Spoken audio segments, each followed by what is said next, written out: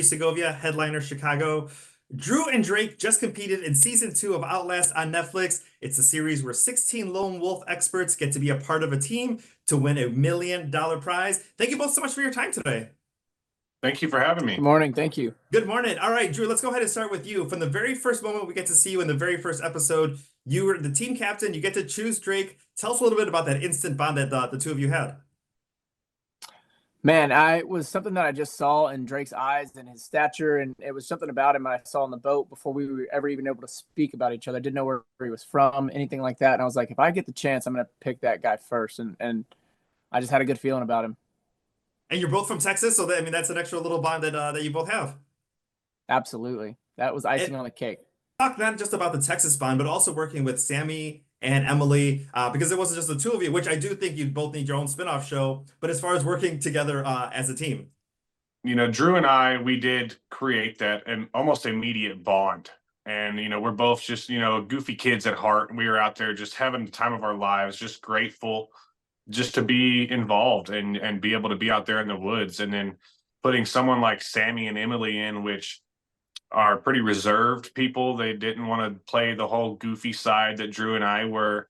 It kind of made us really think of, what we're saying and how we're saying it, because the two of us, we grew up here in Texas and we have really thick skin. So nothing that we said to each other really bothered each other. I mean, even if it was a little argumentative, but we had to really change how we spoke to people, according to Sammy and Emily, just to keep everybody happy, keep everybody, cordial, and make sure that we thrived out there. It's thriving because, I on the prize, we got that $1 million prize at the end. Drew, let's talk a little bit about not just picking the team, working together, but maybe also sizing up some of the other teams of advantages that maybe you had versus maybe some of the advantages that you might perceive some of the other teams having.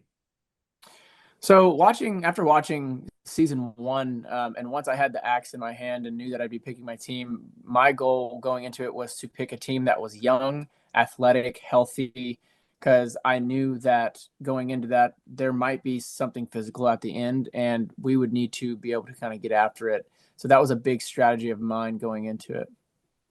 Drake, as far as, you're based in Texas, you go to Wyoming, Alaska's not too far away. Tell me a little bit about maybe the difference of, what you're used to, and especially being in this part of the country. So really just coming from Texas, where the air is really dry and hot, to jumping right into Alaska, where it's just really a whole lot of moisture in the air and it's cold. My body had to do a lot of acclimating to compensate for that. So it took a few days for my body to get used to the moisture and the cold, but it turned out pretty good. What about for you, Drew? How was the conditions for you? It was rough. I hate being cold. I hate it. I'd rather be 105 outside and be somewhere in Texas sweating than be that cold ever again. But we made it work. I want to go ahead and ask both of you, and Drake, I'll go ahead and start with you. How to keep this a secret until the show was announced, till the cast was announced? What was that moment like to be able to finally share that with your family, with your kids, and with your community? So it was really the biggest secret that I've ever held in my whole life. And it was just so tough. I had dreams at night about being able to talk about it. And once it finally came to fruition that I was able to speak about it freely and tell everybody, hey, I went and did this amazing thing and I met these amazing people. And that was another thing, Drew and I did create that bond immediately. And I was like, I kept telling him, like, I just want you to meet my wife and my kids. And it was so tough for me to keep that to myself, especially my kids. They don't know really that they needed to keep it a secret. So I kept a lot of stuff from my children, and that was probably the hardest part.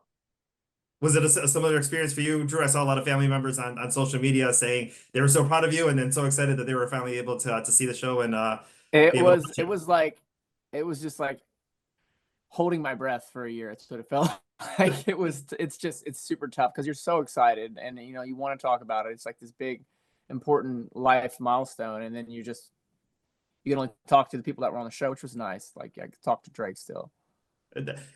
Drew, as far as you, commercial helicopter pilot, we get to see you, but also when you get to see the show, we get to see you as party boat owner. Was there anything as far as being, in that industry and being a party board owner that helped you in the show? I mean, having knowledge of the water and being in boats and things like that definitely came in handy, and currents and stuff like that. So in a way, I would say yes. And Wonderful. dealing with new people all the time. And dealing with new people all the time, Yeah. exactly, as well too. Drew and Drake, thank you so much for your time today. Go ahead and stream season 2 of Outlast on Netflix.